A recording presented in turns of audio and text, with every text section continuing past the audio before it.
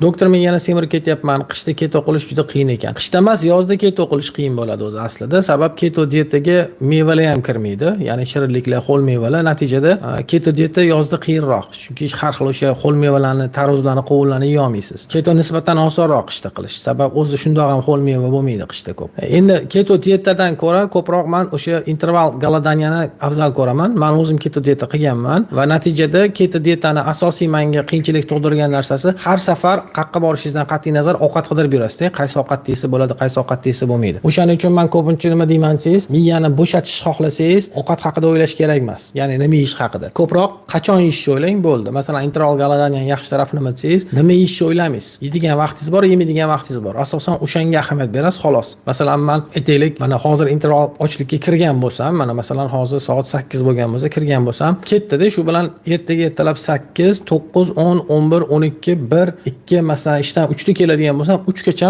nima yeyishim haqida o'ylab o'tirmayman. Hech narsa yemasligimni bilaman. Shu bilan o'sha 3 da kelganimdan keyin uyimdagi ovqatimni yeyveraman. Faqat haddan oshirmasdan. Yana o'sha 8 gacha, 9 gacha yuraman, keyin yana bemalol. Ya'ni nima yeyishni, qanaqa ovqat yeyishni qidirib yurish bu eng ko'p tashvish sizga. Shuning uchun siz agar ketoga qiynalayotgan bo'lsangiz, interval galadaniyadan foydalaning.